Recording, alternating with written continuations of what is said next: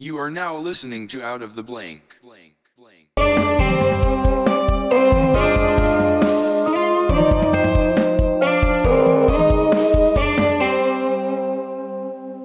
Welcome to an episode of Out of the Blank podcast. I'm here with the man Stevie Jay.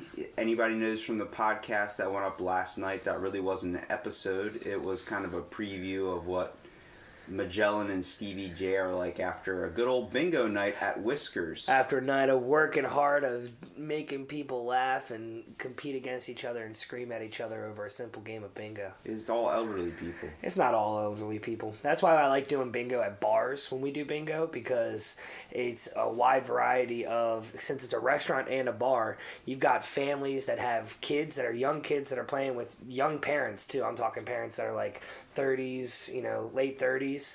And then you do have those old people as well that are there. But it's a very wide variety of anywhere from 5 years old to over 50 years old. It's and everywhere in between. You guys give out prizes? Yeah. We do. Prizes are different each restaurant that we do it at. Most restaurants do, that cream soda's kicking in. It's good though, right? It is very good. That's The prizes, they're different each place. So most places give out gift cards and stuff like that. Whiskers is kind of cool because they got different gift certificates worth food. So like it'll be a half pound of steamed shrimp or a brownie sundae. Oh shit! Yeah, and then the last 2 rounds are worth money. So wait a minute. You guys don't offer the prizes, the restaurant. The restaurant always is. Okay, so it really depends on the location you're going to. So like if you went to the Green Turtle, you get like a thing for turtle bucks or crab something. cakes or something. Yeah, or like they have like they have turtle bucks at Green Turtle. I've heard before. So besides knowing that you're a DJ and do all this kind of stuff at night, is that DJ? Would you say? So I always joke with people that you can't really call me a DJ. I'm more of an MC. Because DJs are very good at the music side of things and being able to take music and correlate it to whatever crowd's in front of them. And also they know how to work all that equipment and all the sound equipment that they have and all that stuff. Me, I simply just know how to turn on my microphone, go over to the board and turn on my microphone and talk into that microphone. Okay. So I'm more, I can't engage with crowd as far as music. I can't engage with crowds. I have to do it with my words.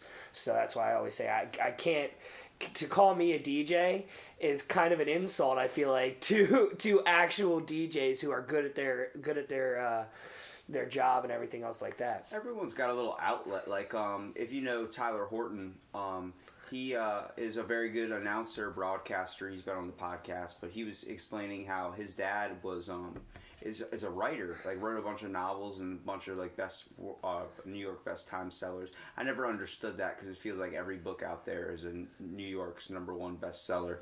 Apparently from the label on it, but he like every movie that comes out is the #1 movie of that year. The #1 movie of the year. Yeah. But it's funny because he was explaining how his dad won't talk that much, but then when his dad writes books, it seems like once he puts the pen or the pencil to the paper, it's where all his words get expressed out. Much like a DJ, that some aren't very good at talking. Like when you hear an interview with Elon Musk or someone like that that's really, really, really freaking smart, and then they don't seem like they're very intelligent during the interview, but they are. Yeah. It's like some people express their words through whatever they're really good at. Like I saw Elon Musk on the Joe Rogan podcast, and he got so much crap for that podcast.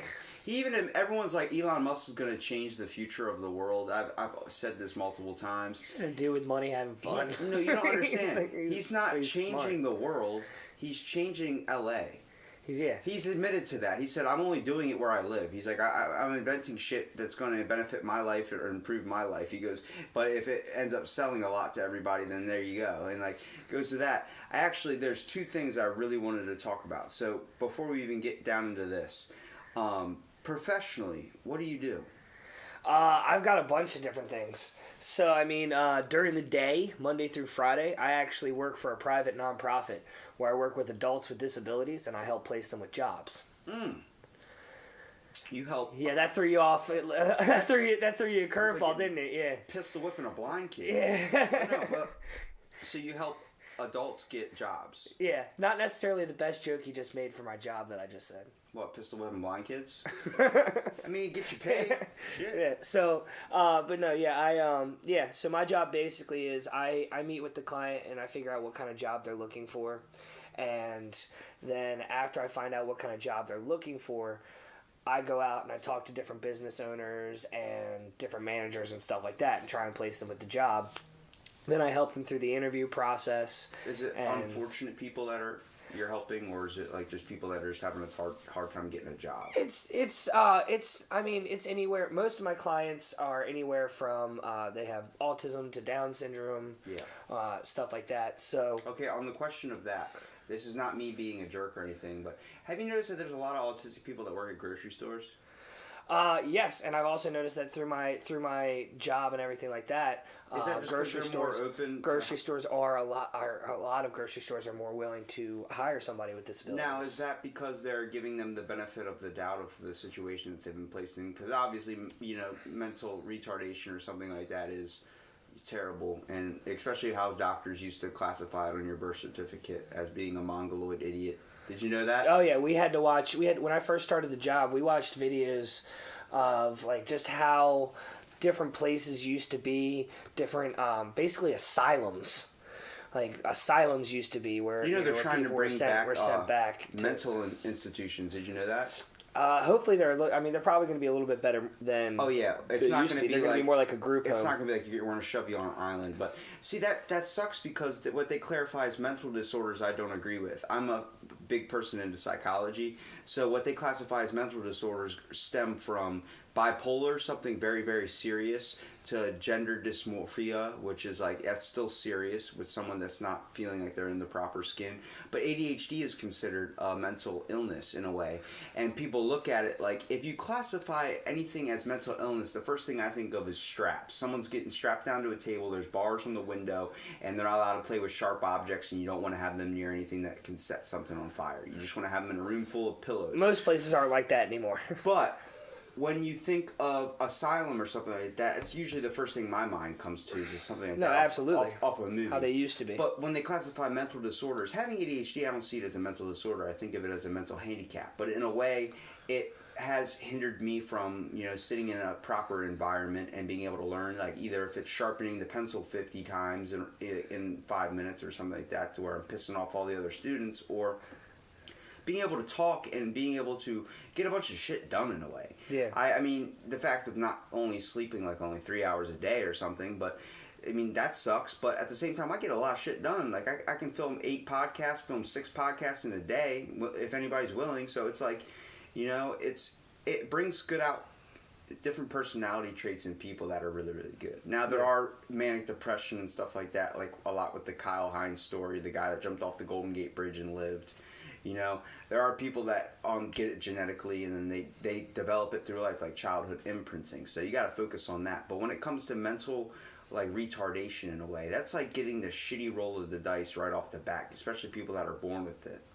And when you're looking at grocery stores, do you think they're hiring them because just the fact of like they feel bad, or do you feel like they're trying to give them an opportunity, or do you feel like they're just doing it because they can give them the shitty part of the job that no one wants to do? Because I see those kids out at Food Line, and they're you can tell they're slow, and they're out there in the freezing ass cold when it's snowing out, and you can tell the other people are inside comfortable, and they're basically ordering to go back out there and get all the shit that they don't feel like doing, or they would have to do if that person wasn't there.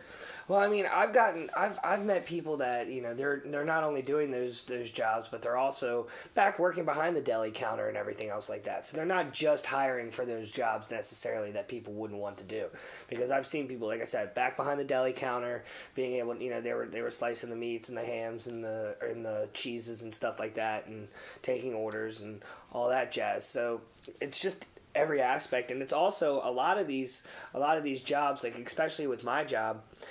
When I get somebody with my company that I work for, when we get somebody hired, we're not getting them hired for a job that they don't want to do. You want to make sure that they have career goals. Well, most of them probably feel really grateful that they're getting a job in the first place. Right. Someone's actually taking the time to do that. Because, like, a lot with teachers, they're getting a class of, like, 30 kids, and to give each individual one of them time to work and, you know, be able to function, especially when there's the chance you have a mentally challenged person in your classroom, that adds a whole another curveball to the mix. Yeah. And whether a teacher can step above that and take the time to really do that. But my biggest fear in life is having a child with that's mentally challenged. Not because I feel bad about that. It's just I feel like I wouldn't be able to handle it. I actually read a really good book that I think you might be interested in. It's called Cruise Control. The reason I read it was it's a 100-page book. It's not long at all. It's pretty simple. But I can get through a 100-page book. I've explained it before on the podcast, so to sum it up, there's two brothers. One has all the abilities of high school talent, like basketball star, everything. He's the number one popular kid in school, but he's got really bad anger issues. And his brother is the complete opposite. His brother is in a wheelchair, mentally challenged, doesn't like, makes noises, drools on himself, craps himself, does all this stuff, and kids make fun of him and pick on him. But his older brother gets offended and, you know, beats people up when stuff happens. Well, the book Cruise Control, it takes place from the basketball player stars, the one who's got all the talent. It seems like he got both their skills. And then there's another one called Out of My Mind or Inside My Head or something, where it's from the brother's perspective, and the brother can actually think and talk. And like he's like, I wish I could just actually, people could understand that I could hear them and I'm not just not here and understanding in a wheelchair.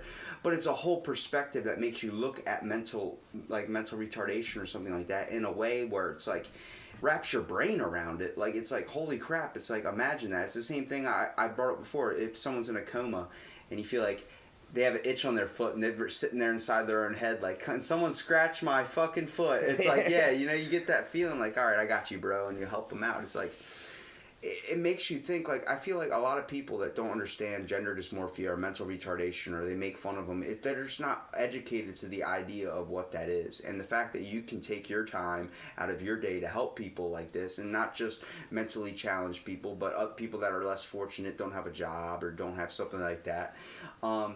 It's amazing that you take the time to really do that. I didn't see that as you doing that. I looked at you more as I honestly thought you worked for the radio station. Yeah, I used to work for the radio station, but then when I started that job, it was kind of, there was a lot going on all at the same time, and I couldn't really have my fingers in every little puddle that I wanted orifice. to. Yeah, exactly, exactly. But so, it's crazy. So is that your passion? Is that something you want to pursue down the road? Because you said that was one job. So what's your other ones? So yeah, I do that during the day, Monday through Friday. My passion really is though entertainment. I love having a microphone in front of me at all times. I like doing weddings, events. Like when you've had Magellan on here in the past, recently. Yeah. Him and I are, that's my business partner right there. So he does all the DJing and stuff like that, and then I do all the talking for weddings. And like we have an event coming up end of April. That's the Delmarva Outdoor Expo, and it's at the Delaware State Fairgrounds, and it's just a huge hunting, fishing expo, but Magellan's playing music the whole time, and I'm on a microphone walking through the crowds and everything like that, getting people pumped up, getting people to do stuff for free prizes. You're a hype man. And like, yeah, and just, getting people talking, providing information. This is going on this stage. This is going on this stage. Make sure you stay tuned. So any excuse to really talk into a microphone, we've got the bingo 3 days a week at 3 different bars now. You don't feel like you want to stay in the radio and follow that aspect where you can use your voice on a larger scale? I like being my own boss. That's a good, yeah, I like that too, but I'm never in. I like being my own boss. Like right here, you got a podcast. There's not somebody here who says, all right, for this episode, this is what you're not allowed to talk about. Yeah, I don't like that. It's the main reason I don't want, like, someone's like, why don't you sponsor, or why don't you change your podcast? Like, I've gotten good criticism on my podcast. Why don't you cut them down? Why don't you, shorten them up and get to the sweet points? I'm like, no. I like putting the full-length conversation on there because I'm not going to cut out the coughing. I'm not going to cut out the voice clears. I'm not gonna cut out the but ums. I don't care. It's like it's The real. burps from the cream soda. Yeah, the burps from the cream soda. It's a real conversation. We're real having. The only time I'll ever stop or edit something is if I pause it so you can go take a piss. Because sometimes these things last for a while, Yeah. and then the next thing I know, I'm sitting here shaking my leg up and down, like, all right, we might need to end it so I can get up and go to the bathroom. But it's like when we're having such a good vibe and we're getting into the conversation, like I don't really. I have my phone on silent. I don't like to get into that because it disconnects me from our conversation. Now, when I've given this criticism, people tell me to cut it down. It's cutting out the realness of it. It's yes, there's a point to editing some things. If someone says something, can you please edit this out? I understand that 100%. I'll be more than happy to take the time to go back. But after like the first 2, 3, I think it was like once I got to the one with Scott Glorioso. I don't know if you know Scott. But Not ringing a bell. It's like we had a 3-hour podcast. I cut it down to like 2.5 hours or something, but it was ridiculous sitting there like editing. I was editing out all the like everything perfect, and then like halfway through the thing, you can tell where the ums start coming in. Because I literally said, "Fuck it." This is before I had the mobile recorder. I had I was using my iPhone and I was using lapel mics that hook to you. So I'm editing all on my phone too. So I'm sitting there dragging, dropping, cutting, dragging, dropping, splitting, cutting. Oh my God, it was so annoying. And Magellan knows because he edits and does all that stuff too. But it's like, you're sitting there, you're happy when the work's done and it sounds good and stuff, but it's like, I can still hear where I edited it out. I can hear where there was something that like I had to cut because the words wouldn't match up properly. Other people might not notice, but you do. Yeah, it's a lot when a musician messes up when they're playing an instrument. Like when I played on the radio, and like everyone could tell when they messed up on their part. Like, oh, I messed up here, and like I didn't even notice. I just heard the song. Like people don't hear it, but you do.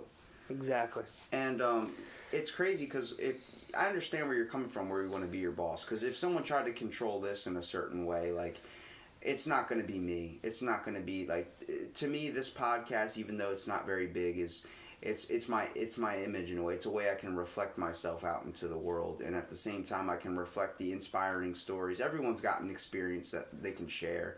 So it's like, I want to get those out there, whether you think your life's interesting or not. Exactly. No, and like as far as being my own boss and everything like that, it's just, it makes life easier, and it makes your creative outlet you can explore more of your creativity and stuff like that if you have somebody that's that's not censoring you, so to speak. So like when it comes to, we just started you and Magellan talked about it briefly, the new comedy show that we have at Mia Fratello's. It's all improv and everything like that. See, I'm the one who brought everybody together for it and started planning out how the different skit games and stuff like that we're going to do. And I did the stand up the very first night that we opened on opening night. And that was my first time ever actually doing my own stand-up and writing my own material and stuff like that. And I had a blast doing it. So I thought, Magellan was telling me it was like improv comedy. It is. So what we do is... But you said you wrote your own stand-up. Yeah, so we start off with like an 8-minute... opens the show with like an 8-minute session of stand-up. And then the rest of the show is all improv. It's just kind of like an opener, something to get the audience warmed up, get the audience laughing and stuff like that. Who's your comedic influences? I mean, there's a whole bunch. Just because, like recently so far, Trevor Noah. Are you familiar with Trevor Noah at all? So I like him just because he didn't necessarily come from a very funny place. Yeah. When he was in South Africa and he was going through, and he was there when it was a very racist time, and when he was trying to be a comedian, people were putting him down, but he took a not so funny situation and morphed it into an actual funny situation, which is something that I have been trying to take note on. And I've been listening to different comedians and stuff like that and trying to listen to the different topics that they talk about. And I'm like, okay, this is a topic that's covered a lot. I don't want to cover that. This is a topic that's covered a lot by different comedians. I don't want to cover that. So like my first stand-up that I ever wrote was actually all about me being adopted.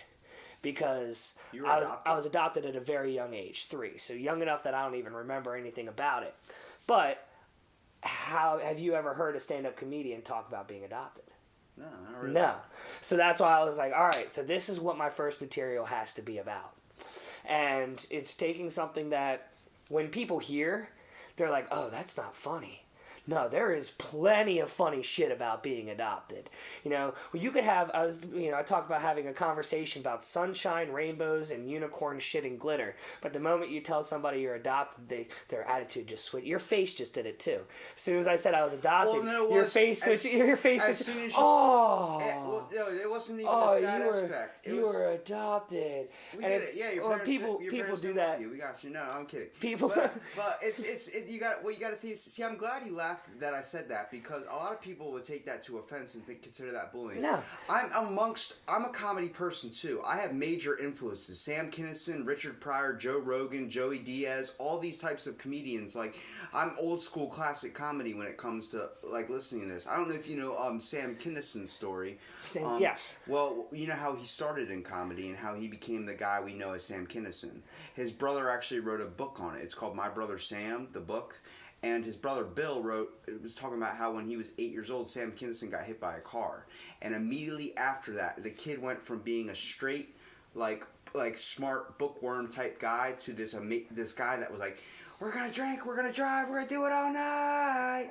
Like that type of guy. He turned into this dude. So it took a car accident to get him to that point. It was a life-changing moment that kind of just... Now, the reason why I laughed I'm glad you laughed at when I said that thing about, being adopted, your parents didn't love you. It's a joke, but some people out there would, if you said that, they'd be like, how could you say it, and immediately take offense to it. But when you're amongst comedians, you understand the ramblings of, when you're joking with each other. There's a difference. There's a point when to take it, and sometimes how to take it, as I guess you would say. But the reason my face lit up when I said you're adopted, it wasn't that I felt bad, was that the fact that that's a whole thing in a podcast we can go into in this whole entire podcast. I want to hear that story about being adopted. But back to the stand-up of being adopted and being able to joke about it.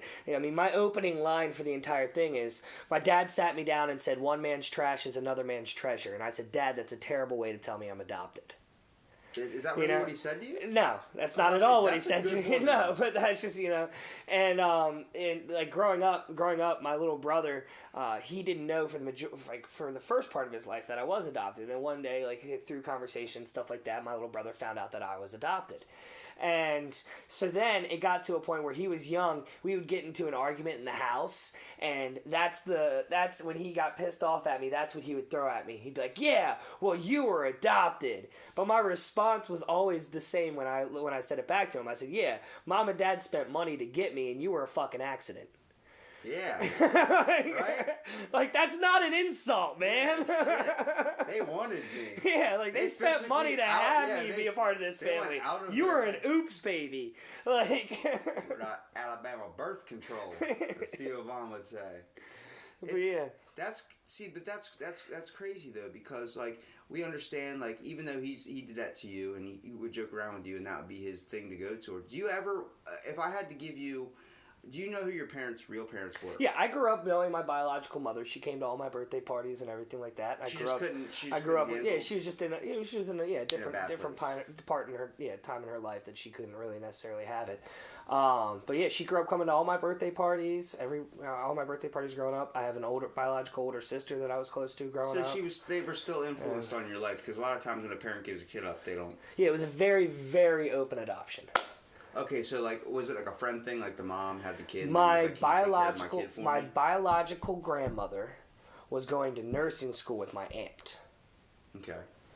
And my biological grandmother brought it up, hey, we might be putting our child up for or my daughter's putting her child up for adoption. Well, my mom had already adopted one of my older sisters. So my aunt was like, oh, well, my sister has already adopted a child. Let me talk to her. How many kids did your mom put up for adoption? So how many kids did my mom adopt? Your biological mom. Just me. Then you said you had an older sister that was adopted. Yeah, but she was older. Yeah, but she was older. So no. That was a different family. Yeah. So my family my family is the one that I grew up with, and I have my oldest sister who was not adopted, Then I have a sister who was younger than her that was adopted, but is not biologically related to me. Then I was adopted, and then my youngest brother was not adopted. So the two middle children were both adopted, but we're not biologically related. We were just both coincidentally both adopted. Yeah. And so I have the oldest sister and the youngest brother who are both blonde hair, blue eyes, perfect Aryan children. Damn.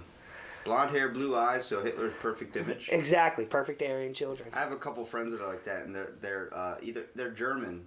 So I was like, you guys are Hitler's perfect image, and I'm like the complete opposite because I'm being a Jew. And then... But yeah, I mean, you know, people always like you know, as soon as you said it, like there's a whole podcast in itself that we could talk about. But in actuality, I've told you everything there is to know now. That, like, you know, like as far everything that there is to know about it. Story. There's everything that there is to know. Do you think that sparked your inspiration for like the person you've turned into today? Because a lot of a lot of people don't understand the life. We go back to childhood imprinting and all this stuff through psychology about like how your genetics are. There are stuff that's going to make your genetics. There's all this stuff that's going to make them. But you know, you're going to have.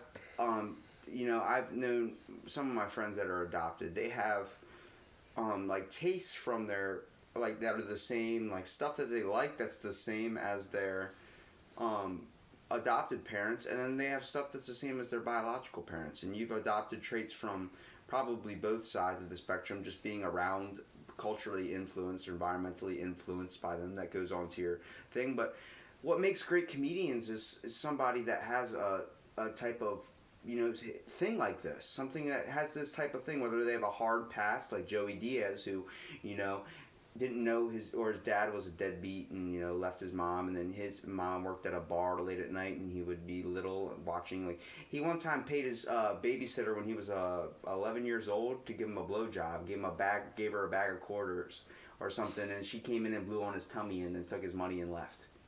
And then he literally was like, I'm gonna kill her, and like do all this stuff. And he's from New Jersey, and he's I forgot he's Cuban, so he's got that anger in his blood. But he his mom had to come down and freaking put him, like, talk to him like, hey man, you can't kill your babysitter. And he didn't talk to his babysitter for a year after that. But his mom paid him the money for the blowjob. Like, you're 12 years old and you're asking for a blowjob from a.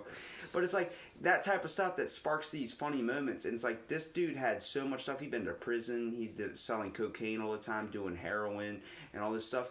And he's literally just telling you about his life, and you're laughing at it. Like, oh my god! Like there's some comedians that get off by telling you stories. There's some comedians that create wonderful stand-up.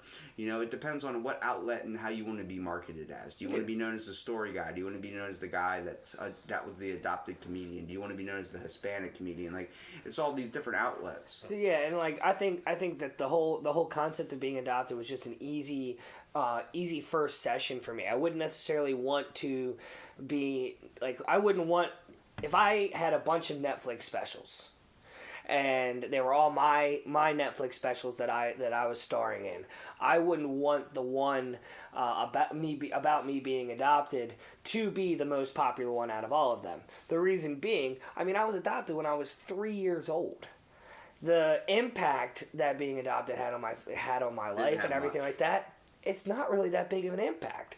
And the family that I was adopted into, upper middle class, white, good Christian family.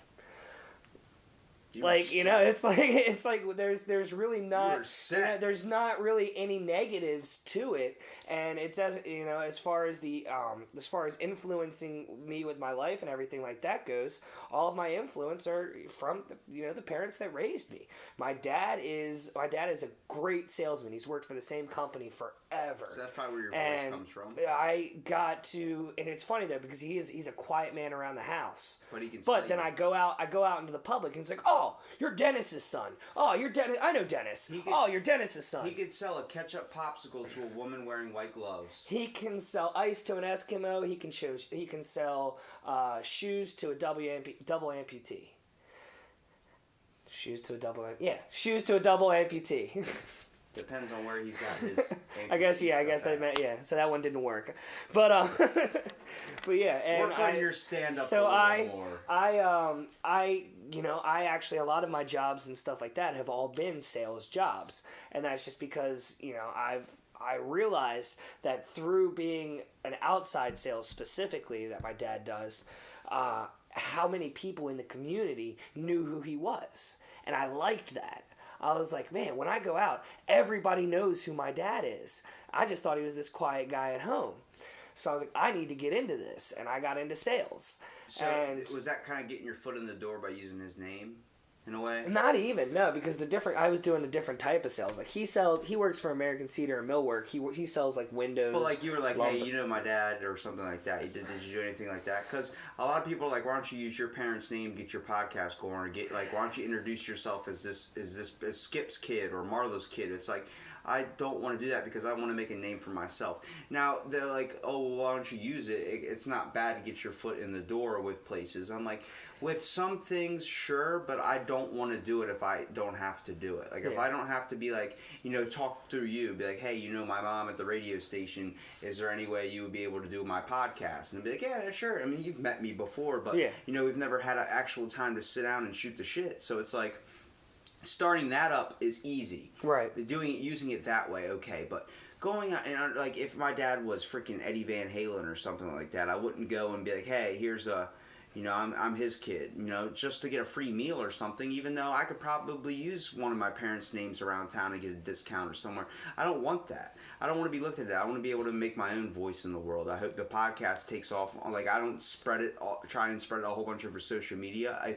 If you had fun on the podcast, share it, do whatever you want. Say, hey, I was on this podcast, get people to check it out. Get me more interviews is my thing. Right. I would like it to be popular, but it's like, if you have friends that might want to do this, if you have people that would be interesting, or just that you would want to do a podcast, let me know. I'm down to interview them, even if I don't know them.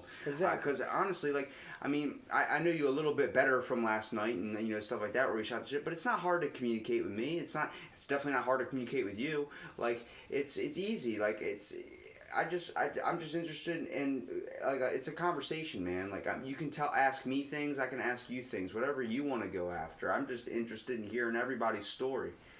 No, I agree. And I mean, it's like, as far as using your parents' name and everything, that's kind of like Ellie King. Singer Ellie King. X's and O's. Mm-hmm. That song. Her father is Rob Schneider. What? But her name is Ellie King. Mm-hmm. Because she established her own name. Yeah. She didn't want to be, she didn't want to have that stigma of being Rob Schneider's daughter. My dad has my name, and but everyone calls him Skip Dixon.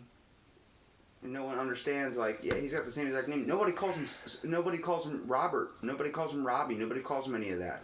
You can't. Like, his mom doesn't even call him that. He calls him Skip. Yeah. He doesn't respond to anything else. That's just the name he goes by. He made a DJ name that went out there, and bam, it's like Will Smith. When they asked him before he was on the Fresh Prince, they said, what do you want your name to be on the show? Because whatever, and he's like, and he was thinking of all these, like, weird nicknames, like, because back then he was a rapper, DJ Jazzy Jeff and the Fresh Prince, like, that was kind of starting up. But he'd be like, what do you want to be called when you're on the show? Like, what do you want your name to be? And he's like, and said something, and some guy's like, why don't you just use your real name, because it's probably people are going to call you that for the rest of your days. He's like, okay, so you just use Will Smith, and it worked perfect. Because, if you would have watched The Fresh Prince and then done that, you wouldn't have known Will Smith as Will Smith. You would have known him as something completely different. You would have called him something completely different. It would have been completely confusing. So it's like, however you want to find your own outlet, whether it's with TV, whether it's with performing. When you're dealing with comedy, you got to find your own, really just influence. Like I said, if you want to go towards the adoption angle, you can do that, but how far can you run that down the track? Exactly. There's only so much. And like I said, because I was adopted at such a young age, I covered about 8 minutes. 8 to 10 minutes on being adopted, and that's probably all about. I milked that cow about as much as I possibly could have milked it in that 8 minutes. I mean, and it was a stretch. Well, not only when you film a special, you got to work on the next one telling different jokes and stuff like that. There's a new special on Netflix right now. The guy from Hangover, Ken Jeong, Dr. Ken. He's an actual doctor. Yeah. Well, his wife's a doctor too. Well, during his Netflix special I was watching last night, his wife's last name is Ho. Like Ho. Yeah. And he cracks a joke on it. and he goes, yeah, my wife's a hoe, and then like he's saying all this stuff like as a joke, but it focused more on the Asian stigma of how there's not that many popular Asian people out there. Right. And some girl in the front of the crowd goes, my last name's Ho. He goes, are you fucking kidding me? Your last name's Ho? My wife's a hoe? You're a hoe? And then some girl's laughing over the table goes, what's your fucking last name? And she goes, I'm from Singapore and my last name's Ho. He goes, I'm surrounded by fucking hoes. That's his special. Yeah. And that was just a random thing that happened. He goes, is somebody messing with me? He tells them that. Like, I don't know his special, but that type of thing just boosted his special, even though it was a 100% accident. You'll have moments like that that'll make something great.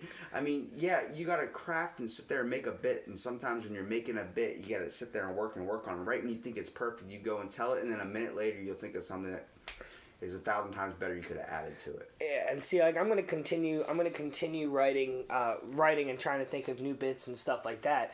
But this is why I like the fact that the show that we're doing every other Friday is an improv show, because one thing that I love that for comedians to do is they have their bits and they have their, it's almost kind of scripted out of what they're going to be. Excuse me. No problem. That entire Cream bit soda. about the cream soda, but the audience interaction side of things. Oh yeah, for like real. to be able to have your entire bit planned and scheduled out, and all right, hold on, pause. All that gets thrown out the window, and you pause. gotta go. I'm going to. Somebody just did something, and I'm going to make this fucking hilarious. Yeah. And being able to do that right off the whim is what makes, why doing the improv show is going to come in handy for me developing mine. That's what made Whose Line is anyway a very, very good show. I've seen all the seasons to it. Like, those guys are pulling bits out of, not even bits, but they have a set line of jokes that they're going to do. But like I said, how this podcast is structured for the first 2 minutes, asking you what you do, and the rest of it's just random tangents or conversations we dive into, or afterwards we're going to be like, what the hell did we even talk about? I remember we talked about this, but I don't know where it went from there. But when you're looking at, like, doing all this improv type stuff, like a lot that happens to do with comedy specials and just things like that. Like when you're talking about being able to have a whole bit and then pause and being able to interact with your audience, it's something Family Guy does. Family Guy uses that. Like Family Guy's not going to be relevant when the new episodes stop coming out. When it becomes like, if you watch the very first episode of Family Guy, we can get the jokes because we understand the references they're making when they talk about Ben Stiller having giant ears and then he starts flying like Dumbo with his ears. That, we can understand that because we know Ben Stiller. Right. But 20 years from now, when Ben Stiller's not acting anymore or doing whatever, and the kids coming up are going to hear that, like, what? Like, what the hell is this? It's not like, relevant me anymore. watching Simpsons now, I have to kind of like, read into what I'm doing as well because I don't understand where this whole comedy, it was effectual for that time area. Yeah. Or time era. Same thing with Family Guy. Same thing with comedy. Comedies, like if you watch a lot of older comedy specials, like with Tim Allen or something, he's bringing up jokes from like what you would get as a kid or something that I'm trying to understand and I have to kind of do more research on. But I think the one joke that will never die is when Theo Vaughn either talks about Denny's being so, like the tables are so sticky you get stuck when you sit down. That's 100% true. Denny's has not changed that in probably all the years they've been an establishment. But Lavelle Crawford, do you know who he is? No. Okay. He is the funniest guy I've seen that makes relatable experiences. Compared to, I realized growing up I had a black mom. And the reason why I say that is because he talks about the briefing your mom gives you before you go into the grocery store. Like, don't look at shit, don't buy shit. And he goes, I swear to God, if the back of that, or if the shopping cart hits the back of my heel, I'm going to chop you. 2 chops to the throat. That shit had me dying because I remember that I could connect to that 100%. My mom saying that I always used to hit the back of her heel. I had a little kid, my little cousin, do it to me the other day in the grocery store. And I was want like, to turn around and chop chop. I want to freaking... I'm about to be a single parent now. Yeah, and that's like I try and stay away from, I try and stay away from politics and stuff like that because trust me, it's not going to be relevant. It's not going to be relevant, and it's also it's not relatable to the majority. You've got half and you've got half. Well, half of them are going to think it's funny. The other half are going to be pissed off he said it. Whereas it's if like you religion, do something you don't that's wanna bring it up relatable, something like clipping the back of your heels, and everybody's gone grocery shopping, everybody can relate to that. Yeah. So, yeah. Well, Robin Williams, very, very famous comedian, obviously you know who he is, but his thing, Weapons of Self-Destruction, I don't know if you saw that comedy special. He talks about George Bush and Bill Clinton and all that. Everyone can bring down the Bill Clinton thing because that was a giant scandal that happened in society that we all remember, and the jokes don't ever die about it, so it's something that's going to probably be relevant for a while, even for the kids growing up. But they don't truly understand the full aspect. I don't even truly understand the full aspect of what happened with Bill Clinton. But like when it comes to all the jokes you can crack, but a lot of it seems like a lot of people are like, you either gotta play it clean, you gotta play it dirty. It's like Bill Cosby, one of the actors known as Clean. He used to get pissed off at people that he'd say you broke the fuck meter or you used too much language in your thing and he wouldn't like you. Well, he came out with this giant. He's now literally labeled a serial rapist. He's literally the world's most renowned serial rapist. Renounced? Whatever it is. Yeah. The worst one, basically. Yeah. And he's known as that. But, people were talking about this whole thing about stories going out about him, and then everyone's like, oh, they're just doing Me Too and all this stuff.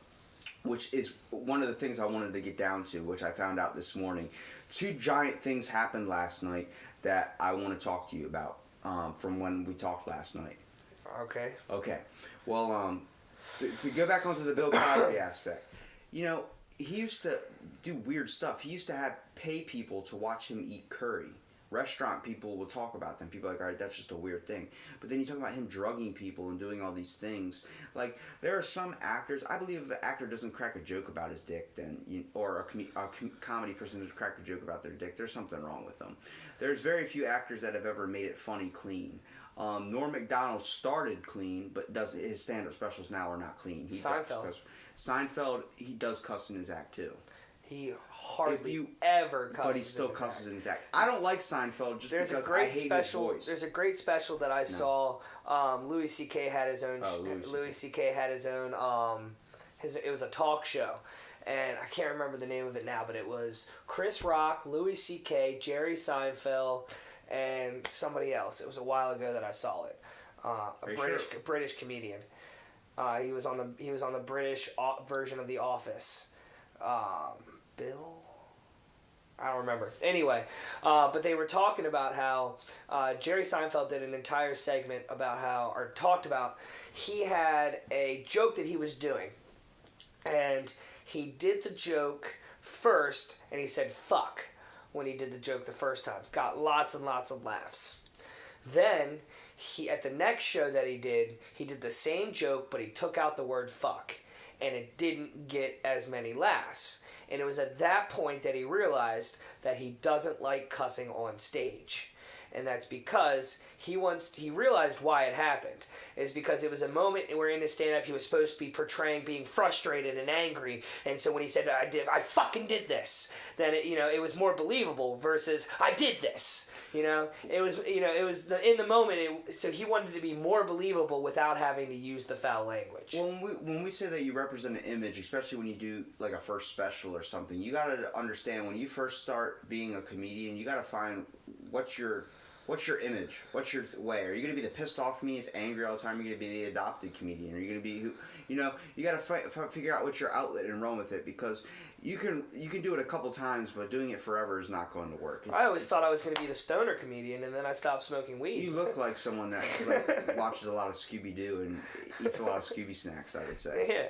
I always thought, because my first time that I started writing, I did try to write stand-up and everything like that. I wrote this whole bit about how it's like I wanted to try it at like an actual comedy club. And I did this whole bit about how, okay, well, this is my first, I'm new to this. I read an entire article about, tips for stand-up comedians. The first tip was relate to the audience. Take a moment, look around the audience, be like, I'm really fucking stoned right now. Because it's a comedy show at a comedy club. There's probably a lot of stoners out there. I mean, most famous comedians, they express the fact that they do smoke pot. You know what I mean? Like not Duncan Trussell. Joe Rogan, obviously big pot advocate. What's his name? Freaking Doug Benson, big pot advocate. Bert's a drinker.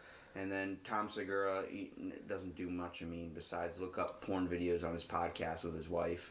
Which is great because the funny thing is, they have a good podcast that also got me started. It's called Your Mom's House. It was basically meant out to be as a joke.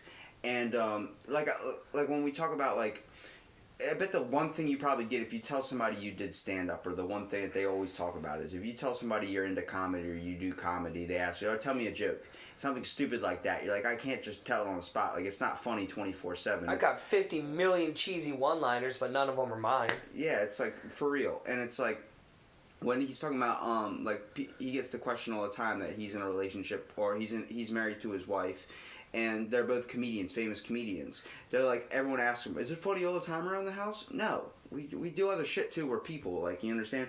It's just that we have an aspect We're funny as a job. We're not working when we're home. Yeah. But it's like, when you look at that, and then it's like, when you're trying to find your outlet or your voice of who you want to be. I don't like Jerry Seinfeld, mostly because I don't understand my mom's fascination with the show Seinfeld, but when I hear his voice, he wants to deal with airplane food. I can't do it. I had to turn it off immediately. The back of my head started burning. So I feel like he was the originator of relatable comedy, though. Because all of his things were situations and everything like that.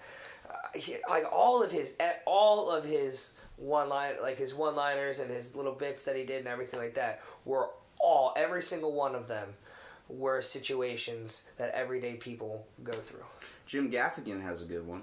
Yeah. You ever heard his Hot Pocket bit?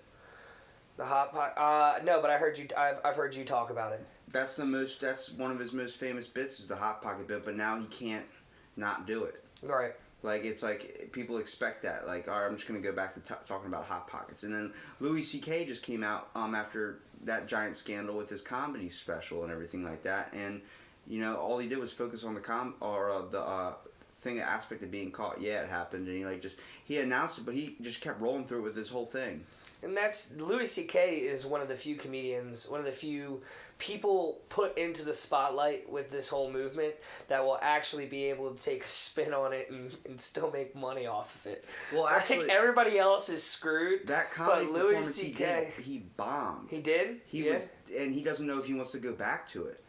It's because everyone's at the point now where it's like, you messed up and we don't... Because his humor was always dark. Louis C.K. Not dark, yeah. But he talked about some shit that a lot of comedians are like, I'm not. You're gonna what? The one line that Louis C.K. said was, you should never rape a girl, unless she says no. It's like then he's like then that's you better funny, then you find out now that he did this yeah, exactly thing, and then now it's like that joke you would not laugh if you said it. You'd be like, didn't Louis C.K. just masturbate in front of girls? He would ask women if he could jack off in front of them. Yeah. So he never physically did anything with girls. He just would ask women if he could jack off in front of them. Yeah, but apparently he did that before he was doing his. Before he really took off and stuff too. Right. But it's the same thing. If Bill Cosby went to go try and do comedy again, you wouldn't even 100%. Oh no, no. You wouldn't be about that at all. And then a lot of people took it very, very were pissed off at the people who were doing the Me Too type stuff because of the whole situation about how he was basically the comedy grandfather.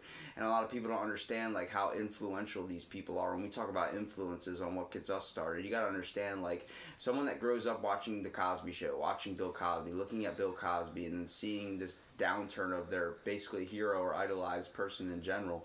That's a big thing. That's like someone attacking your family in a way. And to a lot of people but even the African American community stepped back when Bill Cosby had these accusations coming out of them. Now I wanted to talk to you about. You don't have kids, do you? No. Okay.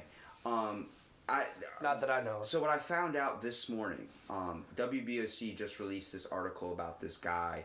He used to work at the Ocean Pines medical place down here. Okay. Now, a couple of years ago, I went there to go get blood tested and stuff like this, and get some checked up on stuff, and get a couple things coming out, because I was realizing I wasn't having the kind of the drive, the testosterone I thought I used to have. That's just because working out every day and doing stuff like that. Well, it turns out this guy's like, here, let me check, make sure everything's okay. And he was saying he was a medical professional and stuff, which he was. He worked at the clinic and stuff. And he's checking me out and everything, shirt off. And then he's like, you're very fit or whatever. He goes, I used to do porn back in the day. And I'm like, okay. And he goes, no, I used to be into porn. He goes, I can get you in if you're looking for a porn career. Like, you want to make money doing that? I'm like, I don't know. I'm only 19 years old. It's kind of hard for me to decide. Maybe if college doesn't work out, if I'm 23, I'll do porn or something, I'm ripped with a six-pack, so it's like, might as well use it for something, right? And he ends up, getting my phone number because he says he helps counsel kids. He's a youth pastor as well. Helps counsel kids, does it on the side as That's a wide variety of talents. Exactly, yes. And this is what brings me my fault with Christianity, where we talk about a lot of people being rapists and stuff.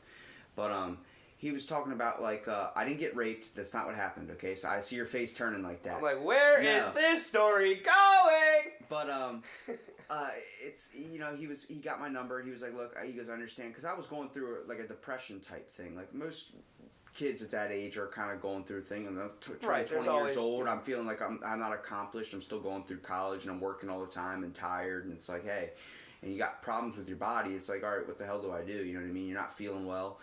And someone lends out an opening arm to you, an opening hand, saying, hey, if you need someone to talk to, I'm here for you. Next thing you know, I start getting all these text messages, they're supportive text messages. Then he starts sending me pictures, and immediately I blocked his number, deleted all contact information with him, haven't talked to him in a couple of years. I saw him a couple months ago. The article just came out today in WBOC. I dropped the whole thing. I wanted to totally forget about it. I told my mom about it and did all this, and she wanted to freak out and call the cops or do anything like that, but I didn't have the proof because I deleted it. The only time I did, I showed my buddy, and I let my buddy know, hey, my doctor wanted me to get into porn, all this stuff, and he's like, oh, no way. I'm like, no, seriously. And I showed him the text, like, holy shit, do you need to block this guy's number or something, which I did. And the article comes out today. Youth pastor messing with kids in Pocomoke City. Or Pocomoke River, one of the schools. It just came out today. Same guy. And I was like, me fucking too. But I'm not going to say shit unless I had evidence about it. But I sent it to my buddy. I was like, remember that guy? He goes, oh my God. He goes, I was like, now you believe me, right? And he goes, I believed you before when you showed me the things. So I was like, but I told people my doctor wanted to be getting porn. And they just go, yeah, sure, whatever. And I sent him this article, like, holy shit. And I'm like, yeah, now you fucking believe me. It seems like a joke. My doctor wanted to get me into porn. That could be a good joke for me. But for that's a real thing that happens. And it sucks that, some people are messed up like that. That's why I asked if you had kids, because how would you feel being a dad and someone, a guy trying to get with your kids? I'd assume that I'd be going to jail too. Because you're killing them. That's just my assumption. Is not only is that guy going to jail, but isn't that just the crazy? That's a pistol whip right there. When I found that out this morning, I was like, damn, that's nuts. That people are like that. There's some sick people out there, and there's sick people in a good way that bring out in forms of comedy and expression. But then there's the Bill Cosby sickos. He's probably one of the sickest people out there. And you look at O.J. Simpson, freaking, the glove didn't fit, all that type of shit. But it's like, but he was in Naked Gun. And then he writes a book about it. If I did it. If I did it. If, and the question mark's really small. For real, how much are you hinting at? That's a money grab, though. If I did it. It's smart, though. It's smart. But this is random, completely random, backtracking a lot. But I just realized it. So we were talking about Will Smith and the Fresh Prince of Bel-Air. Yeah. And how he went by Will Smith, and he was going by the Fresh Prince, it was Jazzy Jeff in the Fresh Prince. So it's called the Fresh Prince of Bel-Air. He went by his own name. But then you've got the Cosby Show, but he's Dr. Huxtable. Why was it ever called the Cosby Show if he wasn't Bill Cosby? I never really seen the Cosby Show. So with the Cosby, sweaters pissed me off, so I didn't. With the Cosby Show, they were the Huxtable family, and he was Cliff Huxtable, but it was still called the Cosby Show. Theo. Yeah. Rudy. It's crazy. I've been watching different movies and stuff like that, different shows, and every once in a while, more often I feel like in the past couple of years, I've been like, why does that person look so familiar? and then I'll look them up online. I'm like, oh snap, they got- were on the Cosby Show. We got into They were a little one on the Cosby Show. We got into a freaking argument last night about freaking who played in The Longest Yard. I was like, yeah, Terry Crews was in there, and I sent Magellan it last night. I was like, no, his name was Cheeseburger Eddie in the show. He said, I got the fries that across your I see eyes. now. I remember as soon as you said that line last night, I was like, okay, you're right. That was Terry Crews. And the guy that was the giant Shrek dude, his name is Bob Sapp. Bob Sapp. I looked him and up this is last still night. the same movie, right? I'm not thinking of a different football movie. We're thinking of the same Longest Yard. Okay, not the original, the remake. Well, I just didn't know because like there's other there's like the Gridiron Gang, then there's Longest Yard. No, we're talking about the Longest Yard. So yeah, so it was still the same. Have you movie. seen the original Longest Yard? I have not actually. Burt Reynolds, when he slaps that girl, he actually slapped her. Like her reaction of like, that's an actual slap. But that was comedy for back then. You couldn't do that now. No, absolutely not. That's where it scares me about society, where we go so far and. Well, that's what like comedy changes. Like it's on a spectrum all the time. See, it's not even with comedy. Like people, my mom, my wife, like a lot of close people in my family, for a very very long time have told me you need to be a teacher. You should be a teacher. You would be a great teacher. Like you would be a good influence on children. You would you would entertain them so that they would actually pay attention. Like you would be a fantastic teacher. But I look back on some of my favorite teachers that I had growing up. And one of my favorite teachers was Mr. D. He was my elementary/middle school theater teacher. And the stuff that we covered and that we talked about in that class come middle school was intense. We were talking about child predators. We were doing plays about child predators. We were doing plays about just about serious topics. And I had one of my favorite teachers in middle school also was a social studies teacher of mine that literally in the middle of class, I remember 8th grade, the best example I can give of what kind of person he was. In 8th grade, the girl in front of me, I'm sitting here kicking the back of her chair. And finally, she gets pissed off and she turns around and she yells at me. And my social studies teacher stops class, looks at me and goes, Steven, what high school are you going to? So I'm going to Indian River. He goes, you better get your shit together. In the middle of an 8th grade class, he's like, you better get your shit together because you're going to get your ass kicked in high school if you keep acting like that. I got told shut up by a teacher. I've only had a couple teachers that have actually given me the light of day. My 3rd grade teacher who did my podcast, she understands how to work and give the individual time for, the stress that's on teachers. I look back now, I was like, that's why. But, when I was a kid, they put me, I went to this school, and then around 3rd grade, I transferred schools because the one teacher would just send me out of class because she couldn't handle me at all. And they put me in a room that was basically like, there was only a window in the room. It's what's now known as it's like the behavior mod room, so to speak. Well, now it's a bathroom. That's the funny thing. It's white walls. There was only a desk in there. They gave me a pen and a notepad to write on, and sometimes they didn't even give me that. And this is before cell phones and all that, so I couldn't sit there and listen to music or anything like that. And just had me sitting there staring at this piece of paper in this white room with a little window in the door that people used to walk through. It was torture basically in a way. And every now and again the teacher would walk by and look in, and I had really bad ADHD where I couldn't control myself, and I was having I watched a bunch of scary movies when I was little when I wasn't supposed to, so I was getting nightmares and I was having a rough time, couldn't sleep, and freaking out in the middle of the night, like that type of stuff. And I was dealing with a lot of family problems too happening. And it was like no teacher was seeing that. They were just seeing some kid that couldn't handle being in class. They thought I was mentally challenged in a way. They talked to my parents about it. And so we transferred schools because one day I was just like, I'm not going. You got to understand, this is not for me. And then I met my when I went into this new class, 3rd grade teacher introduced me to my best friend who's the complete opposite of me, all black clothing, doesn't really talk a whole lot around people, but he talks a lot to me. And it was she saw everything and she knew how to treat my ADHD. She used to put eraser caps on my pencils when I used to drum on the desk because she knew my dad was a drummer. She knew I have ADHD, so when I'm tapping my foot constantly, it's not that I'm not trying to pay attention, I'm trying to get the energy out of my brain to go into my feet so I can focus on what you're saying. Right. When we get into this conversation, I might seem I'm 100% connected, but I'm thinking about a million different things at once right now. I'm thinking about what I'm going to do an hour from now, I'm going to do 10 minutes from now, the piss I have to take, all this type of stuff. It's my brain goes in all these different places where I say it's a mental handicap in a way. It is a mental handicap, but it helps me get stuff done and help me get focused.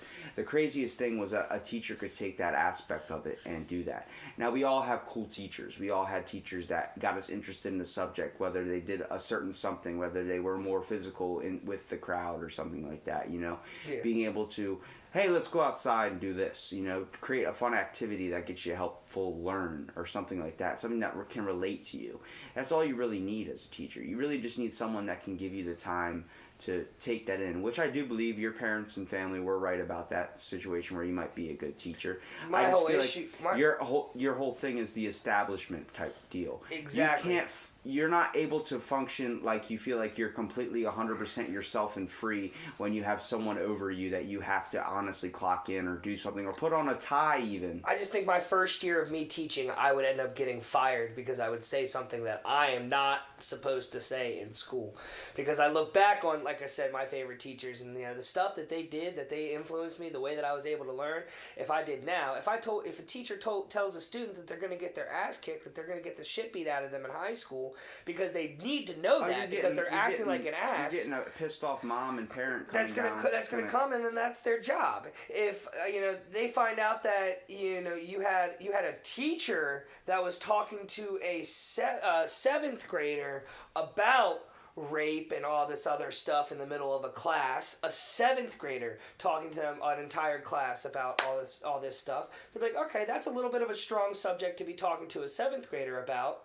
We're probably going to have to get rid of you. Yeah. Like, but the stuff that, like, you know, when I was in middle school... There's sex scandals that happened at Decatur recently where there was a girl teacher that was messaging like boys and fiddling around with them. When we look at that and we're like, hey, you know, if we're that kid's dad, we're like, oh yeah, good for you, my son's getting laid by a 30-year-old or something like that. But then we look at the one that just happened with the guy that was messaging the younger girl and doing all that, and everyone gave him so much shit because he's a guy doing it to a girl. It's how society looks at things. Now we've all experienced whether our teacher actually gave us the time and made the class fun. Like my one history teacher my junior year, my initials are RR. His name is Mr. McGackey. He called me rest and relaxation because whenever he called on me, I'd be like, what? Like half asleep in the back of class. Like the only reason I really got through it was from my best friend in front of me that was letting me copy his answers and stuff. And he never let us work together the whole semester, but he would let us sit right beside each other in the back of class. Like, you know I'm going to copy him anyway. But he called me rest and relaxation and related things to Sublime and stuff. And it made me want to learn more. And then my junior and senior year, I had the same class. It was like an alternative education class where you really just showed up and you got an A. I would sit there on my phone just looking up stuff. This was around the time I was interested in aquariums and stuff, so I'm buying fish and doing all this stuff, looking up, researching fish. And, you know, I built my own koi pond and stuff like this. And then, like, I'm sitting there bored out of my mind. He's like, Rob, you just want to go take a walk around school? Sure. He's like, all right. I come back for 5 minutes later, you know, like go take a piss or something, come back. That wasn't long enough. What do you mean that wasn't long enough? It's 11:30. Class ends at around like 1:05. Go take a walk. I'm like, where do you want me to go? Do you drive? Yeah. Okay. All right. Well, I'll see you when I get back. And then next thing I wouldn't even come back to class. He'd still give me an A and mark me down. He didn't care because he knew I wasn't in there for the reason that class was there. That was literally a subject in class where if you showed up, you got an A. As long as you signed the attendance sheet, you were there. It's an alternative education class. It's for the kids. I was in there misplaced in a way. All the other kids in there got caught for smoking cigarettes on property or cussing out the teacher or some shit where they had to be in there for one class. It wasn't an actual class. It was alternative education. Right. We had two teachers that were coaches. One was a basketball coach, one was a baseball coach. They had students come in from baseball and basketball during the middle of the thing and talk to them like, hey, coach, what do I do with this? While they were on their lunch or something. Like, hey, you do this. They're both on their computers. They're really just watching you to make sure you're not acting up or doing anything bad. And it's funny. I could raise my hand and be like, can I go to the bathroom? And they'll be like, yeah, man, go up to the bathroom. And then the next thing you know, one of the other kids that actually is in there for something bad, can I go to the bathroom? What are you going to do? You going to go walk around school or do something like that? And they immediately would do that. I'm like, but because they knew I wasn't supposed to be in there. But it was a way the school system could deal with me. The way the school system could be like, let's just put this kid in here and give him the credit and then get him through high school and get him out of our hair. Like, there's very few teachers or educational system. I did appreciate that at the time, especially when I would watch the new episode of Walking Dead and come back into class and me and my teacher are watching The Talking Dead on his computer. That was fun. Like, those type of teachers that would level with you and be cool and treat you like, all I ask for is the treat full of respect, which I feel like it's the same thing with you. When you talk about you don't want to be have a boss over you. You want to be respected. You know, it's hard to be taught with authority. It's the same thing when someone, like, if my mom or somebody tells me to do the dishes or something. If I was going to do them and you told me to do them, I'm not going to do them. It's not a fact that I just can't handle it. It's the reason I can't join the military. I can't handle authority. It's not that I have a thing of it, but once you start talking down to me, I immediately feel disrespected. If you treat me like an equal, I will treat you the exact way I would want to be treated, in a nice, proper manner. But my question to you is, can you tell the difference as a young man, and just based on the mannerisms and everything else that I've listened to you and everything like that, you're perfectly capable of telling the difference between somebody just asking you to do something and somebody talking down on you? Oh yeah, for sure. Okay. Yeah. Because I was like, just because your mom asks you to do the dishes doesn't mean she's talking down on you. Well, the way she likes to do it, I don't want to call her out, but the way she likes to do it is she likes to give you the backhanded compliment. I'll do the dishes without her even asking, and then next thing I know, she opens up the dishwasher. Oh, you did dishes, but you didn't put them away. I will fucking go back in there and lick every single plate. Don't give me that shit. Yeah, she's your mom. She's teaching you. I can understand True, I that understand. completely. Where a firm hand is needed. If my mom would have done that more with me growing up, like, I have my own place now. I live in my own environment, my own place. You know, and if my mom would have done that to me growing up, I probably wouldn't have some of the issues that I have now, where I wash the dishes and stuff like that. But then I don't put them away. Well, guess what? Then I go to cook later because I'm cooking my own meals and I'm doing everything in my own house. Well, they're not put where they're supposed to be. So I'm going to go get them out of the cabinet. And I'm like, oh, shit. Well, I washed them earlier, but I didn't fucking put them away. You know, it's like she's you don't realize it because she's your mom and you're going to say that she's the figure out. She's teaching you lessons that you're going to use. I'm just giving her shit because I know she's going to listen to it. You're going to use them. I'm saying... Part of the reason why I'm telling you to listen to your mom is because you said she was going to listen later. Yeah, exactly. But look, I have one spoon, one bowl, one cutting board, one knife. I have multiple other stuff, but that's all I use. I wash it as soon as I get done with it and put it off to the side because I'm going to use it again later. That's all I do. I don't use plates. I don't use any of that stuff because everything I eat salads. You don't eat salad off a plate. At least normal people don't. I eat it out of a bowl. I can't eat salad out of a plate. Another thing, I can't do mac and cheese on a plate either. My mac and cheese has to be in a bowl. Do you not like when your food touches either? No, I don't mind if my food touches, but it's just like, I don't know, I feel like... Now, alright, I gotta ask this question because my dad's from Baltimore and he does this all the time. And I don't understand if it's a Baltimore thing. Ketchup on your eggs. Yes. You do that? Scrambled eggs, yes. You're nasty as hell. I also put mustard on my mac and cheese. I don't like mac and cheese. That's not weird. So that's not. I mean, I put mustard on my salad. That's weird. How? What do you mean, how? Tastes good. Mustard's not a dressing. I just put spicy mustard. I put a bunch of stuff on myself. I don't use dressing. I put like hot sauce. Sounds like you're a fucking rabbit. Well, I just don't use dressing. It's calories, bro. Not all dressings are calories. Yeah, they have skinny syrups. Yeah. But yeah, I only use skinny syrups in my coffee or something, like where it tastes like caramel or something. But using those Walden dressing syrups, they're really good, but they're super expensive and they're really high in sodium. Yeah. But I use a lot of hot sauce and everything, and once you start eating salads for going on eating clean for 6 years now, you have to spice it up with something, whether it's cumin. Oh my God, you ever used cumin before? Not cinnamon, Probably. Cumin. It makes it taste like Taco Bell's taco meat.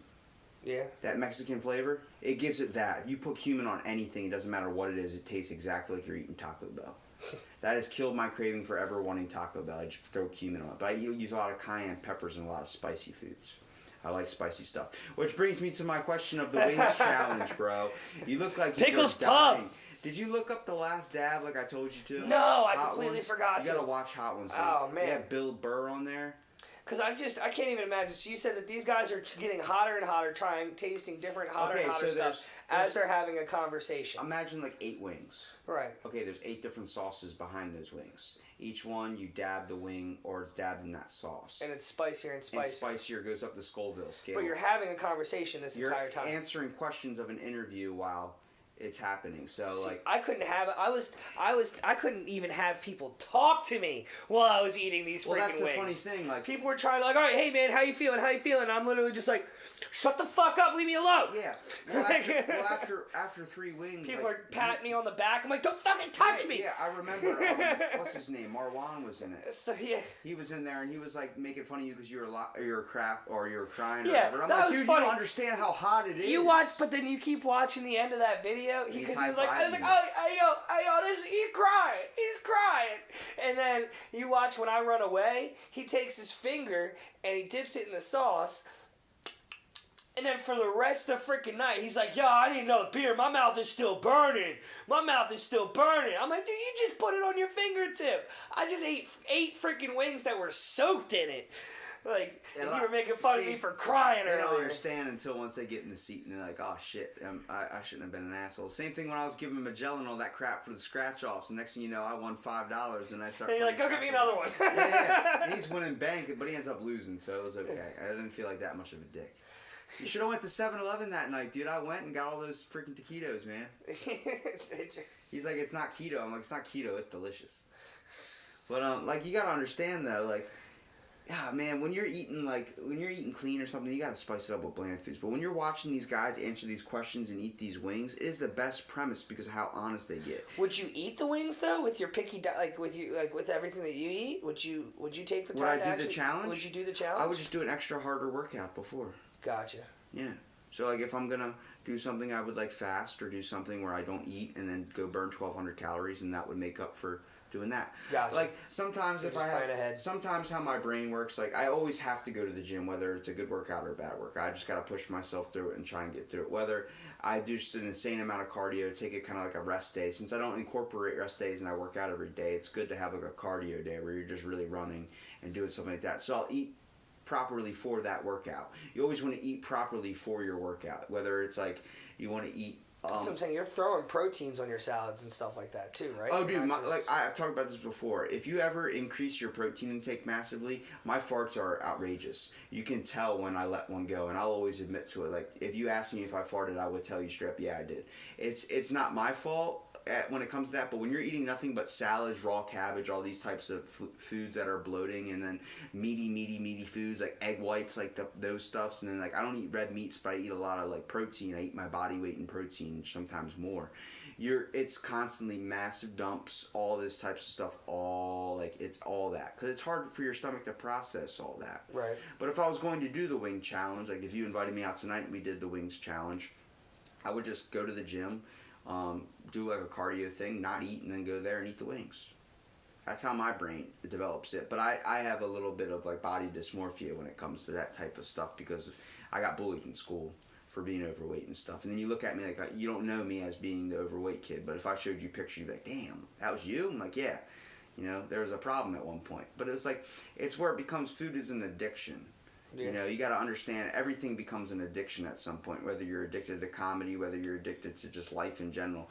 You got to find out the easiest transition to rationalize yourself out every single day. I know a lot of people who went through a rehab program for being addicted to drugs, and one of the biggest things is I noticed that all the guys that were coming out of the rehab program when they were finished, when they went in, some of them have never even seen a gym before, but they went in addicted to drugs, and they came out addicted to the gym. That's essentially what they were hitting the gym. They were in shape. They were getting buff. They were going to the gym every single day. But they weren't doing drugs anymore. My best reference for that is it's finding for a different outlet for, you know, if you have an addiction to something, if you find something else to get your mind off it. A lot of people, like when they quit smoking, they chew candy or eat gum, or not eat gum, eat candy, chew gum, or do something like that to get off the little weaning fix, or they drink a lot of diet soda or something like that. But when it comes to like going to the gym at 2 o'clock in the morning. You see two types of people. You see the really, really freaking smart people, like we're talking about Elon Musk, that can't function around society, don't like being around normal people because they are literally too smart to have a conversation with these people. Or you run into the tweakers and the weird people, or you run into the, I guess, 3 types of people. You run into the people that are joining the New Year's resolution type thing, or they just got a gym membership and they're trying not to work out in front of anybody. But that's the problem when you think like, oh, I'm going to go to the gym, a 24-hour gym is my gym. Yeah. You want to work out really late or really early where nobody's going to be there. They have the same exact thought you do. So they're there too. Like, it's at 3 o'clock in the morning, there was always, for some reason, a lot of people there, and then they would all roll into the parking lot, see every single car, and then they all leave, and the next thing you know, it's just me there again. I'm like, you know, and I'm a witness, or not, a victim, I guess, to doing the 2-a-days back when I was like, you know, I still do those sometimes. I wake up early in the morning, head down there, do a heavy cardio session just to give myself an excuse to eat an extra carb or something when I get home. Like, I'm going to eat this when I get home. I'm going to have, you know, dip into that. It's like, it depends on how do you want to live your life, because you can't keep it up forever. I can't keep working out every single day for the rest of my life. 6 years is pretty impressive. Even tonight, I'm like, I might not even go. I might just take it easy tonight or something. But, you know, I will myself to do it because it's like checking your phone or doing something. It gets addictive at a certain point. Then do you have the issue where, okay, if you took off tonight and you didn't go to the gym, what, are you just not going to eat for the rest of the day because you didn't get your cardio in? No, I would, but I would go early in the morning without eating and then burn like 1,800 calories to make up for it. And I don't even think I'd be able to last it, because one time I tried to not go, and I got all the way till like at 10:30 at night, and once the time that I usually go starts approaching, my brain's like, you're fucking going. Like, it's happening. Like, you don't understand. You're going now. And it's like, you start throwing yourself into like a depression type thing. It becomes a lot like with body dysmorphia and like stuff like that. Like, your brain just gets put in like a mental kind of like handicap type situation. It's definitely challenging because like it takes a toll on your body in ways, but at the same time it's like I always feel better afterwards. Like, stress is relieved and stuff like that. But you just got to find outlets or something that you can get your focus off. I'm slowly getting better at it, like when it comes to incorporating better foods and like, you know, like being able to treat myself every now and again. Like, either I don't eat ice cream or anything, but buying maybe Halo Top ice cream or something. But it just sucks because like when you have something like that that's been happening for so long, it's like you get stuck in a routine. It's like when you get to change that, you become so religious with it. It feels like if anybody tries to mess with that, it's hard. You can't switch up. If I told you were wiping your hand or you're wiping your ass with your right hand the whole time, and I asked you to switch to your left, you're gonna, for the first while, I end up with shit all over my hand. Well, yeah, and at the first time, you're gonna be messing up and keep using your right one. You're gonna keep accidentally mistaking. Oh shit, I gotta wipe my left, not my right. It's gonna take a while to break out of that click, and that's how you gotta understand with addiction, where people have their faults and people have their relapses. It's something that they're never going to get over.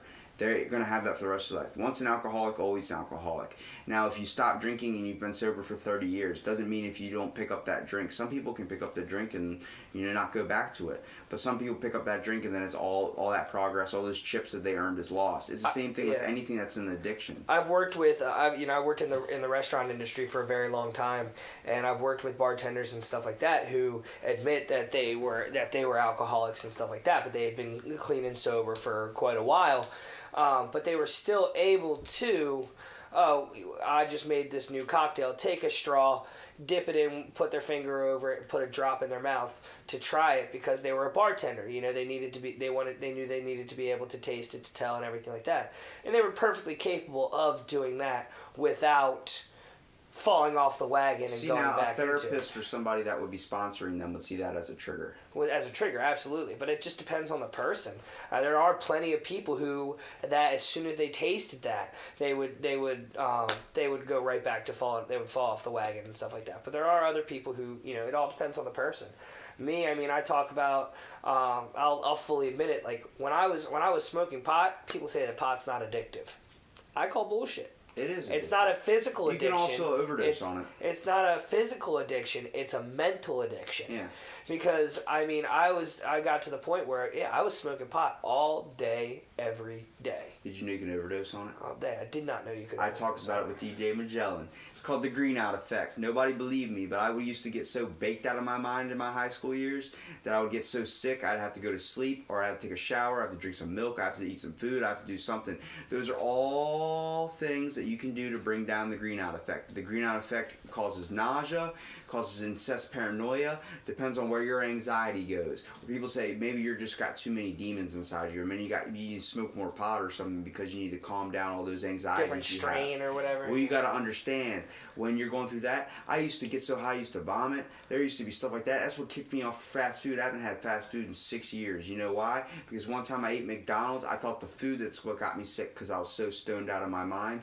I ate that McChicken, threw it up immediately. I could not eat anything. I also can't eat honey mustard or anything like that anymore because of the fact of I used to eat that stuff like soup, and then pot in a way is your mind coming to a basis on things. It does bring you to your inner thoughts, what you should be working on. It brings stuff to light, but also it can cleanse out your body in a way. If you are like what I did was basically go through a whole bottle of Ken's steak honey mustard syrup, that giant thing. My grandma used to get the big ones from BJ's. Basically to where you're drinking your chicken tenders out of like soup, not eating them by dipping them. That was a ridiculous amount of honey mustard I was using, like half a bottle in one plate of like 5 McNuggets or something.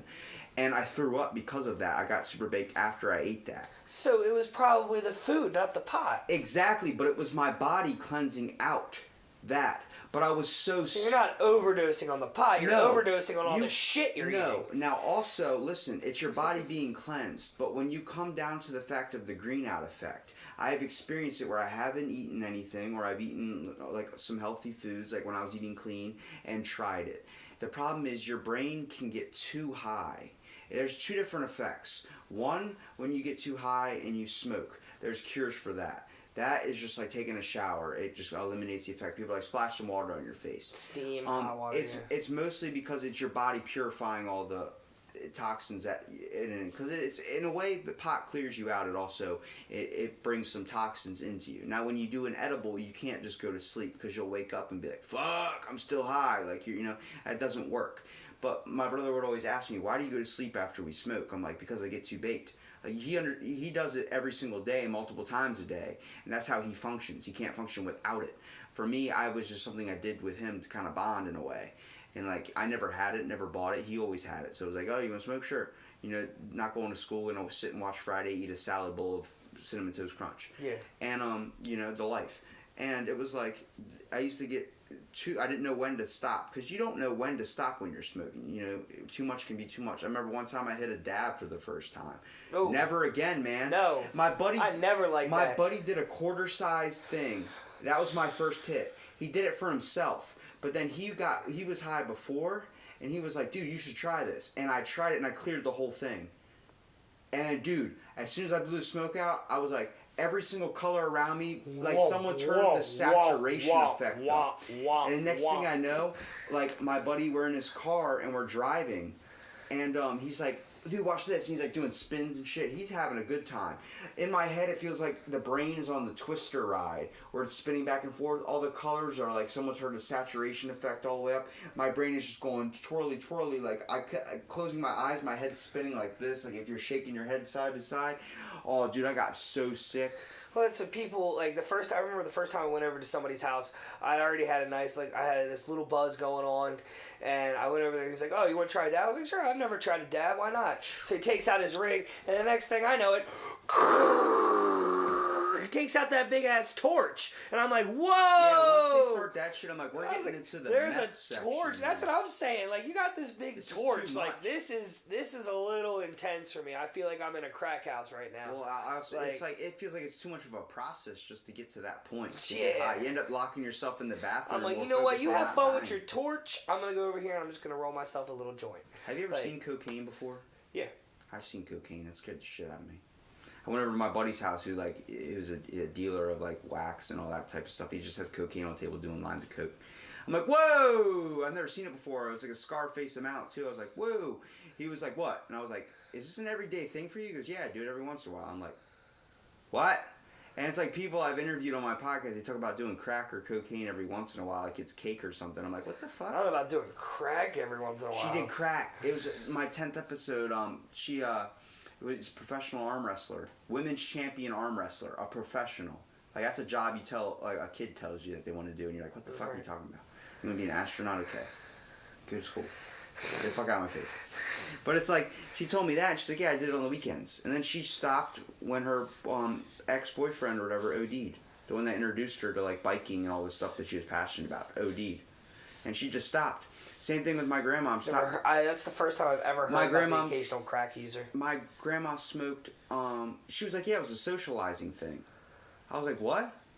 She goes, yeah. It goes, people had it when I went to a party and it was just something to do. Like, I was like, I understand that though, because I'm pretty sure a lot of people have fallen to the point of smoking a cigarette because it's a social thing. Absolutely. That's why I started. You want a cigarette? And you just pull out a cigarette. Yeah, I'll take one. Even though you don't smoke, you don't have a lighter or anything. You don't even have a pack. You never bought one before, but you smoke that cigarette with them because it's a bonding type thing. Yeah. There's a certain thing. You want a beer when you're having a sit-down moment with your dad. Go outside. Yeah, and it's an excuse to be able to do that. But it's like, with her, that's how crack was. But then I look at my grandma who smoked cigarettes for 30 years.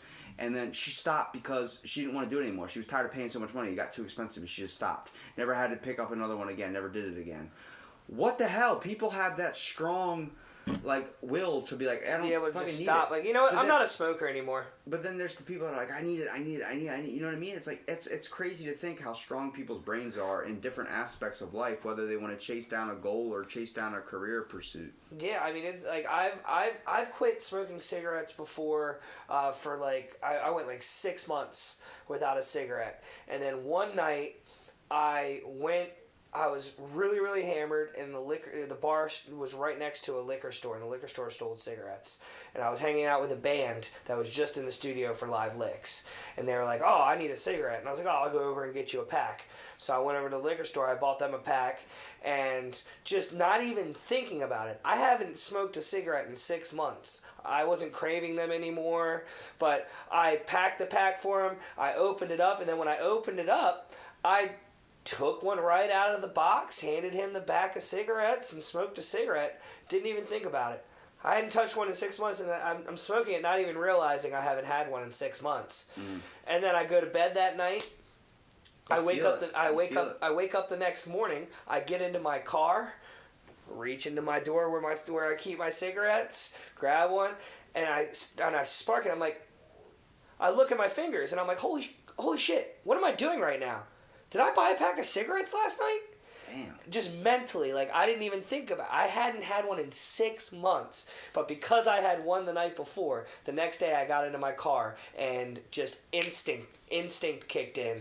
And I grabbed one. We don't even understand, like, when we talk about what's out there in space to discover, what's all this stuff to discover. We don't even understand our brains 100%. First of all, our brains are so complicated. We don't even understand the subatomic particles and all that type of crap. The stuff you see on superhero movies like Ant-Man and the Wasp, that sub-universe, all that's real shit. Limbo.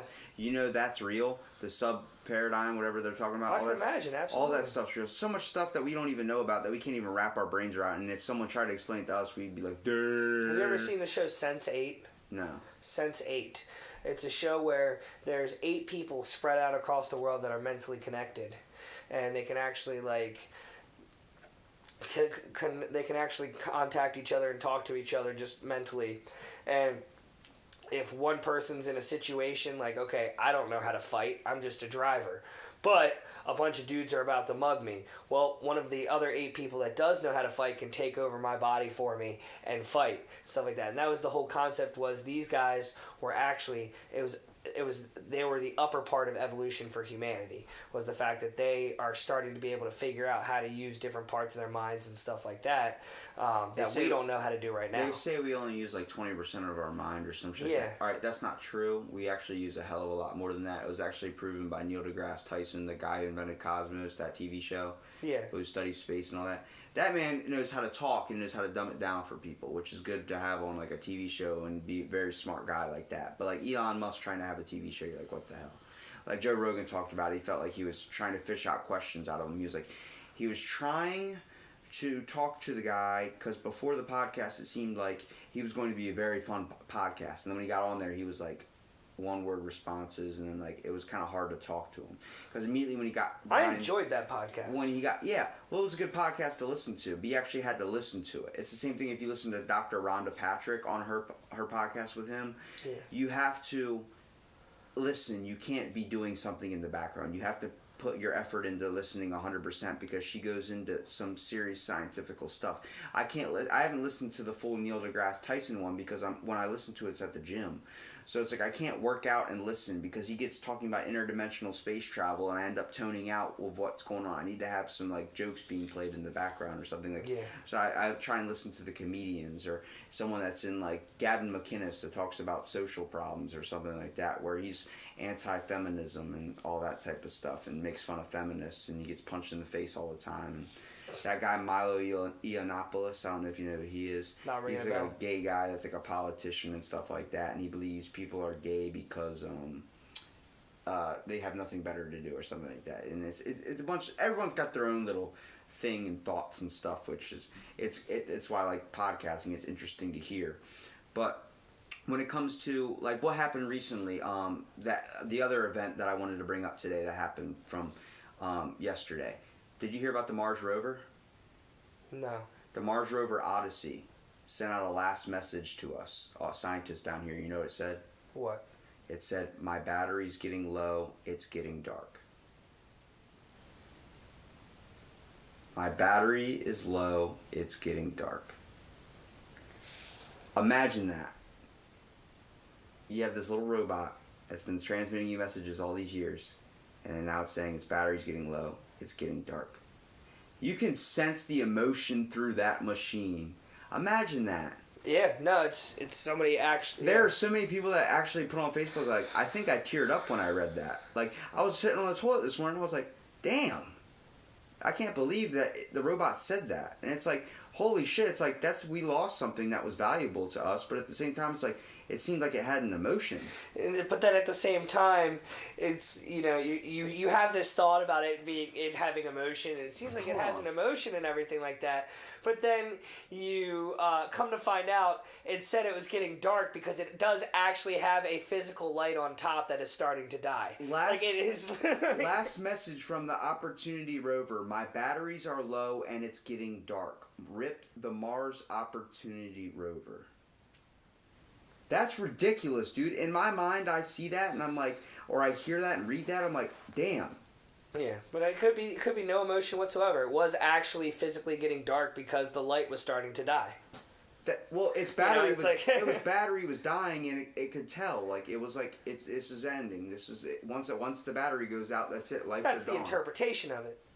Well, you might be interpreting it a little bit too. People might be interpreting it a little bit too. No, deeply. They had no way to charge the rover. The rover knew what the mission was down there for. Right. It was there to. It had a battery that was going to last a certain amount of time. It had solar panels to charge it, but its last thing was, my battery's going to die. It's getting dark, and now we don't have any contact with that rover anymore. That was the last thing. It's now dead. It's now, if you want to think of it, it's not being anymore. The machine is not being. It makes you think of how, like, how we're putting ourselves into machines in a way.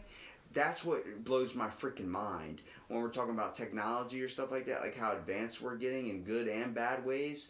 Like, when it comes to people being able to hack stuff is getting ridiculous. That female robot that was built in India or whatever, I forget where it was built. No, it wasn't a sex robot, but it looked very realistic. And at one point, it did, like, it was an AI robot. It was supposed to be able to learn. It was supposed to be able to adapt. You were able to have a conversation with it. And at one point, it said something along the lines of, "I will destroy humanity." And it ended up saying, like, and everybody was like, "What? Like, this robot needs to shut down." But then the AI robot says, "I thought humans were okay with humor." Like, it's like everybody's first reaction was saying, like, "Oh God, this robot said it was going to destroy humanity."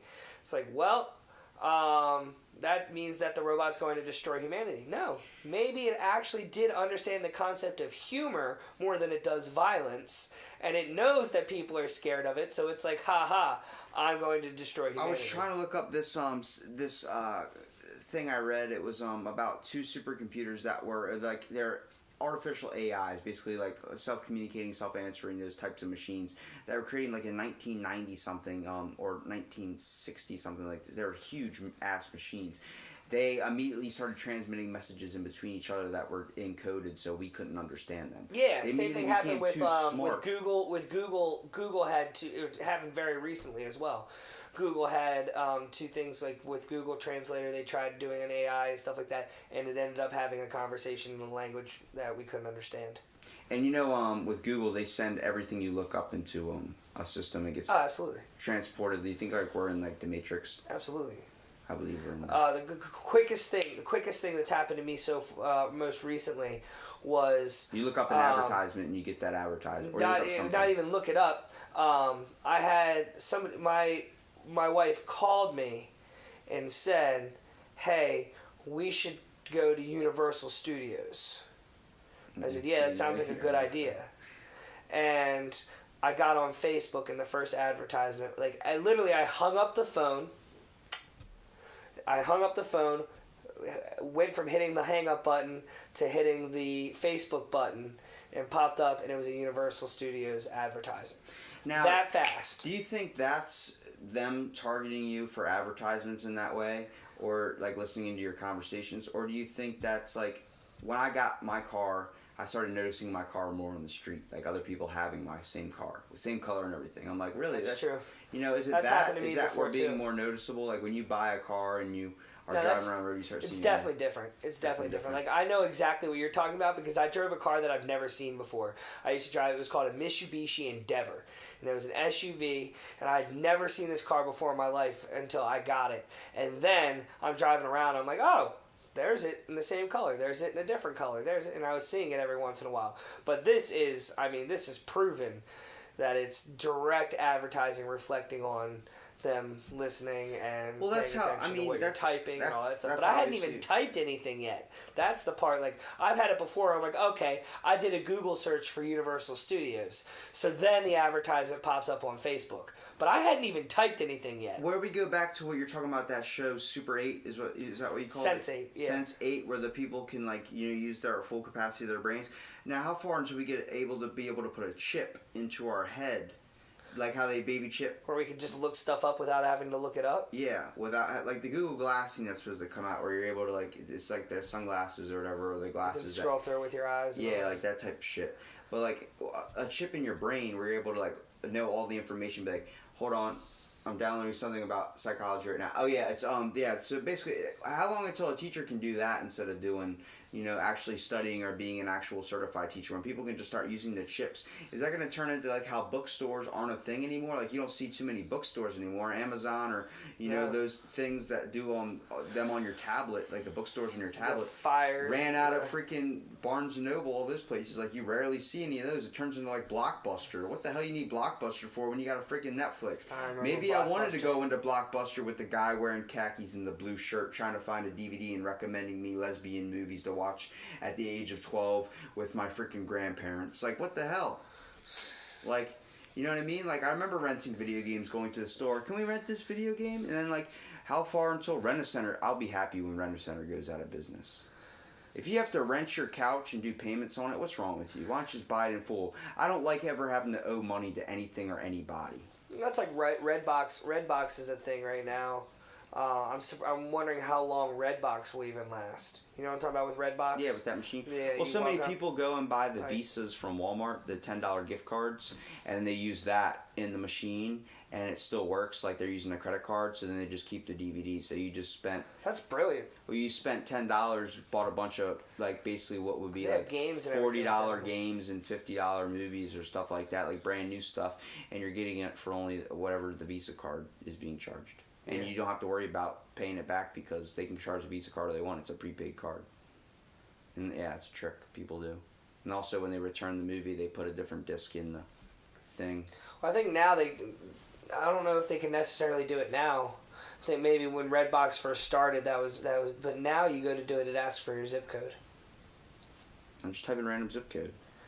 But it's the same thing like at a gas pump. It's using that zip code to check to make sure that that it can authorize that card, that it has enough on it. So it uses the relationship between the card and the zip code to make sure that they are the same. Well, what I'm saying is when you're putting the disc back, when you're returning it, right? What's to stop you from shoving Pootie Tang in a scary movie? Something. It has a barcode on it. Oh, it does. Yeah. Imagine I rip the barcode off and just put it on the new one. I guess you could, but then you probably are just going to end up scratching the CD and not being able to use it anyway, and then you just fucked yourself just to prove a point. Saving money, bro. It's like when you go to the grocery store and the old woman in front of you pulls out $80,000 worth of coupons, and you're sitting there like, this is the fucking express lane, and I can't get you're the done. one item I want because you're going through your whole damn coupon book. I understand that because I do try and save money on groceries, but shit, man. How, when you get the people that get in the mail, they get like a Burger King, like the coupon books, save $5 and McDonald's actually has and an they're entire sitting book. there like, I'm gonna pay a whole meal for my family through a coupon book. It's like, really, man? Like, fuck, we're at Popeyes. Just get the chicken tender basket, pay the price, and let's go. So I just went to the pet store today, and I bought a $6.99. My dog's been obsessed with these. They're bones made out of dehydrated yak's milk. And so it was $6.99, and I had a $5 credit at the pet store. But I had to use my card to pay for it. And I was like, she's like, do you want to use your $5 credit? I was like, no, I'm not even going to bother using my $5 credit for this because I don't feel like using my card for $2. So it's like I ended up just saving it. I'll save it for when I use it towards getting my dog's nails clipped. I would have just gave you the cash I won from the scratch off last night, the $2 I won last night. There you go. I used that actually to buy that taquito and then ended up getting the whole thing off 7-Eleven. That's never happened to me before. Dude, I'm telling you, I don't know what it is. People look at me and they're like, I look like I'm 15, I guess, so they're like, oh, he's a sweet kid. This kid just walked here from Mommy and Daddy's house. This kid just ate a pot cookie. He's hungry for some taquitos, some buffalo chicken tenders. You gotta go the Dice Clay way. That would be great with your comedy special. The Dice Clay way? You ever heard of the Andrew Dice Clay? No. You're naming a bunch of comedians I'm gonna have to look up. They're old school, man. Yeah. Those are I'm older influence. I like all newer ones too, but Whitney Cummings is a good one if you ever heard her. She's very, very smart too. Yeah. She trains dogs. Like she says, if don't ever walk around your dog, walk through them. Because if you walk around them, it shows that they can get away with that and that they're the dominant species. They need to know that they need to obey you. Oh, I never let my dog walk in the door first. She also doesn't let the dog sleep in the same bed as her, has sleep on the floor. You can't do that because you give your dog a sense of comfortability. But we all are, I think. There's no better feeling than sitting in a bed with a giant-ass dog and knowing that dog's in the fucking house to protect you. I got a tiny dog. She's been having trouble with licking her paw, so she has a cone. But she can't make up her mind whether she likes to sleep under the covers or above the covers. So throughout the night, she'll go under the covers, then she'll go above the covers, then she'll go under the covers. But because she has this cone on her, she's flopping around underneath the bed, underneath the cover, trying to get out. She has to walk backwards. When I was so that the cone can actually get out. When I was 15, at my grandparents' house and younger, 15 and younger, probably from when I was first started going over there, and I was like 7 or 8. They had a Dalmatian. They used to own a bunch of Dalmatians. Well, there was only a couple left. They were brothers, and they ended up putting the one brother down. That was my brother's favorite dog, and then we only had one left. It was Trouble, was his name, and you can probably guess what his brother's name was. Not Trouble? Lucky. Lucky. Okay. Yeah. Well, Trouble was the badass. He was the youngest, but he was the badass. We lived next to a bunch of crazy German shepherds that used to come over all the time and show their teeth at my grandmom and try and scare me when I was mowing the lawn or something, and they trying to attack. Well, not when Trouble was around. Once I hit 15, I think, or 15 or 14 when we lost Trouble, we had to put him down because he was getting so old. But that dog slept with me every single night. And my grandparents would let him sleep in there. But whenever I was over, that dog slept with me. It got to the point where his back legs didn't work. He couldn't get on my bed that was only as big as his table, up to your ankles. I would lift his fucking legs up and put him onto the bed and have him up there. He would lay like he was paralyzed out, fully stretched out. So I'm laying in bed, cross-legged, Yeah. doing it like that. Like sleeping like that, because I loved having him, and I loved having him in my bed so much. It was a sense of protection, like, and there's no better feeling than feeling like you're protected like that. No matter how old, when he got to the end, these German Shepherds were like 5 or 6 years old, and they were bigger than him. But when he came out into the yard, they were like, "Oh fuck!" And I mean, even at his old ass, I remember one time I had to climb on top of a wood pile and throw in these wood blocks at these German Shepherds that were literally growling at the teeth trying to get to me. And he just comes out. I've never seen that guy run as fast as crap in his life. He literally ran there. You could tell he was out of breath, like, and they just freaked out, like, "Oh shit!" And they just ran, like, immediately back to their side of the yard. And he's just sitting there looking at me like, I got you. And it's like, knowing that, like, there's no better feeling than if someone broke into the house and he was laying in my bed. Even if I had to lift his old ass up onto the bed at that point, I just felt a sense of protection with him. It's like a sense of guardness or something. I don't know what it was, where you just knew that dog was gonna. I don't really feel protection just because, like I said earlier, she's a small Chihuahua. dog, yeah. But she's there. I know exactly what you're talking about. Where I'll go to get into bed, and like my wife and the dog will already be in bed. The dog will be on top of the covers, but she'll be close to my side. So rather, I don't want to rip the cover out from under her and make her roll over and wake her up. So I end up just using about maybe like a half a foot of cover until she's ready to move, and then I can get the rest of my cover over my body. It's funny because people hear that, like, that's ridiculous. Why would you treat your dog like that? It's like, there's some bonds you get. Even though your dog is not a big dog, you still have that connection. Like, that dog would do anything for you. Oh, absolutely. Yeah, we all have that. Like, I remember my last childhood dog that died. When it was a puppy, it was an inbred puppy. We got it from like these people, and actually, I don't know if you know the Swell Fellas. Yeah.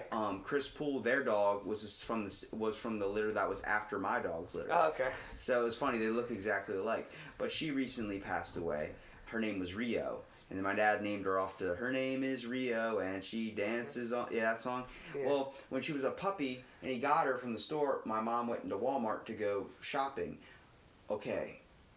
3 hours in the store, I'm pretty sure, because that's how always she is when she used to shop. She used to be 3 hours in Marshall's. I remember I used to go in there and hide under the coat racks and all this stuff. But the whole time, Rio's going through my dad's beard, his goatee, and just sat on his chest. Then her whole life, her whole 15 years, everything like that, she lived way longer than we expected. Would just go up on my dad's chest. That was her comfort zone. That was everything.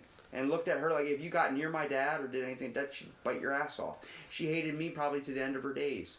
But at the same time, like, she used to do some freaky shit. She used to hide under the couch, and then I would go. My bed was the couch back where we used to live. So I lived on like a futon type thing because we had too many people in one house, basically. It's like a small Ocean City townhouse. Right. And I would go and get up from my bed. It was like having the fucking boogie monster in there. All you hear is, "Rrr, rrr," like that type of thing. Like, as soon as she saw my ankles, I'm like, fuck, I have to like jump off my bed to get ready for school because she's hiding under it. She likes to sleep under my bed only. Luckily, she's a Chihuahua, but she's not your stereotypical Chihuahua. Like, she is not violent. Because I know most Chihuahuas, they have their owners, and that's it. Anybody else? Anybody else? Fuck off. I don't like my buddy's dog. My dog. When you walk in, obviously, when you walk into the house, she's a dog. She's gonna bark at you when you first walk into the house. Yeah. But then I'll pick her up and take her over to you. You'll touch her head. Boom. She's your best friend. She just wants to go up your leg and have you touch her and pet her and wag her little tail. And she doesn't give any shits about anybody. That's how my buddy's Chihuahua is. He calls him Thunder, and I like him and all. He's okay, but it's like. There's sometimes he's very, very sweet, jumps in your lap, wants to be petted, and then you go to push him off. Even when my buddy pushes him, he's like, "Arr," and does that, like, tries to get, like, a big cocky at him. Like, I could fucking punch you out the window. You're really going to give me shit? But they have that complex. The Napoleon complex. Yeah, but then it's so weird. The big dogs have the opposite. They get really, like, my dog's best friend, my dog's best friend is a Border Collie pit mix. And she bosses him around. Dude, my one buddy's dog runs the show. Is a Chihuahua, and then my other buddy had Newfoundlands. That Newfoundland got beat up by the Chihuahua. That freaking Newfoundland, like, started freaking out. Like, what? It didn't hurt him. It was just like, what the hell do I do? I don't know what to do. Don't know what to do. Don't know what to do. And the dog was bigger than me. I have pictures on my Instagram of this dog. He's huge, massive, like 155 pounds. Like, the best part about having a big dog is you're laying on the couch and they hop up on the couch beside you. He would just look at me. I'm like, don't fucking do it, man. I had a long day at work. Please don't do it. And he just gets like kind of leans his back up against the couch like this, like how he's kind of like sitting back. Yeah. Then he just fucking full weight slams down right on top of you, and, and then just gives out that giant, like the horse trough little thing. It's like, oh my God, did you just do that, man? It's crazy that how we bond with animals like this, but when you look at life, there are certain things that you can find to find a friend like that, and you can get that in all animals, whether it's a sloth or, something that you can get to connect to. My buddy Brian, who was on my podcast, came out as gay on the podcast. I knew it for so long, and everyone used to be like, "Stop making fun of him. You're calling him gay." I'm like, "He is gay." Like, I knew he was. It wasn't I was being a dick. It was he was gay, and he finally came out after high school that he was gay. I was like, I fucking knew it, but like. He says he likes snakes. That's all he likes. And I'm like, why do you like snakes? He's like, I just feel like, they're cool. Like they're misunderstood. I'm like, they're you in a way. You were misunderstood growing up. And he's like, yeah. He's like, this podcast is like therapy. I'm like, it's a form of conversation, dude. Like, we're having fun. We're bantering back and forth. We literally went off from you getting adopted to talking about science to talking about, I don't even know what else the hell we were talking about. Animals but like, and stuff like that. Yeah, it's like that was just recently. We were talking about something way before that, like comedy and impacts of like Bill Cosby and the Me Too shit. It's like, we go back into what everything's wrapped up to. It's why I love recording our conversations. I'm going to start doing a whole new series with just recording like how I did at bingo last night, like bringing it somewhere and having a short little like, because you don't understand the conversations you get at a bonfire or something at like 2 o'clock in the morning, the shit that you miss, whether it's really, really important and you're like, damn, I wish we had that recording, but we'll always have that moment. Me and you are always going to have this moment, not to be gay, but no, I know exactly. Not to take it in that manner, but we're always going to have this kind of a connection, like, oh shit, like, we had a minute where we just sat and shot the shit. It's the same thing you get with your friends when you're stoned off your ass at 3 o'clock in the morning listening to some type of music, like Pink Floyd or something. You get a whole other aspect of life in a way. When you hit a DMT trip, when you hit an acid, you take some mushrooms or something, you're going on a little parallel journey. You're seeing Bigfoot and shit. Like, when you go and have these connections, that whether it's hunting, whether out in nature, whether it's anything that can bring you to that type of, like, moment of realism or clarity, it's like it brings a whole new vibe into your life and can bring a whole new aspect of everything. I don't know if you agree with that, but no, I agree 100%. And I appreciate you taking the time actually out of your day to be onto this podcast. And you know what the funny thing I said to you last night was how tense you were going to be at the start of the podcast. Now look what you're doing. I'm leaning back. You're leaning back fucking next to my shrimp pillow. Freaking the shrimp neck pillow. You're chilling, dude. Scrimp! Magellan told you, like, oh yeah, next thing you know, you'll be feet up, propped up on the table thinking you can go take a dump in my house. You still can't. No, but it's I've been holding it in this whole damn time, though. I know, that's why we're wrapping it up. But I appreciate you coming down and being on the podcast and taking the time, Stevie. Absolutely, I really brother. I look forward to coming back again sometime. Oh, we're going to have you and Magellan on. Right on. We'll do another bingo night, too. Let's do it.